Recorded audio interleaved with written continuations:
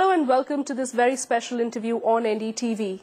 If there's one person who warned the world about the current global financial crisis, it is Nobel Prize-winning economist Professor Joseph Stiglitz. It's a pleasure to have him with us to share his views here on NDTV. Thank you very much, Professor Stiglitz, for talking to us. Professor, is it correct that you wrote a paper way back in 1990 clearly stating that this mindless liberalization and securitization will lead us to the crisis that we find ourselves in currently? Well, what I wrote back in 1990 was that the movement of securitization that was beginning then was fraught with problems. Right. But beginning in 2004, I began to argue I thought very forcefully that these earlier problems that I had anticipated were actually aggravating. Were actually coming to the fore and were becoming sufficiently large to threaten the macro stability of the United States. So clearly there were early warning signals. Why is it that no one really picked up those signals? Was it pure greed, deregulation, or other problems like over-liquidity, the low interest rate regime, rising property prices? Who is really to be blamed for the current crisis? This is such a bad crisis, there's plenty of blame to go around.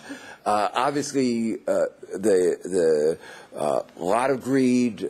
Wall Street didn't manage risk, and that was part of their responsibility. The regulators didn't regulate the banks to ensure that they did the right thing. The rating agencies, the Federal Reserve, flooded the market with liquidity. Clearly, Alan Greenspan, who's admitted that he made a mistake. He's now admitted that he didn't understand, but a lot of the other people who were involved in the deregulation movement have still not admitted that they made a mistake. So as you've pointed out, there were a number of issues: over-liquidity, the low interest rate regime, lack of regulation. But now that we find ourselves in the midst of this problem, what's the way forward? Is the stimulus package that the US government has worked out the right way to fix the economy? It's part of the solution. Part of the problem is the problem is so complex. There's not going to be any single solution. The Bush administration pretended that if you could throw enough money at Wall Street, at the same people who created the problem, don't change regulations, don't change the incentive structures, that somehow that would solve the problem. That, to put it bluntly, was stupid.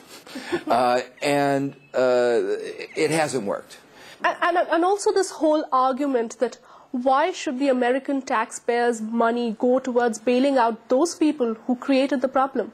Exactly. Without some form of accountability, without some better way of ensuring that the money would go to the objectives, UK did a far better job, both in making sure that our taxpayers get a fair return and in making sure the money leaks to more lending. What happened in the United States, I think, is criminal, and maybe in fact be criminal in a legal sense. I don't want to prejudge that, but clearly was flawed in its structure. It certainly hasn't been working. You also need a strong stimulus. Right. You're not going to. You can't recover the banking system if the economy is going downward, and every downturn you're going to have more bankruptcy. You can't fix the problems without dealing with the foreclosure. Millions of Americans are losing their homes, and when that happens, people are going to not repay the banks, and the banks are therefore going to have a bigger hole in their balance sheet.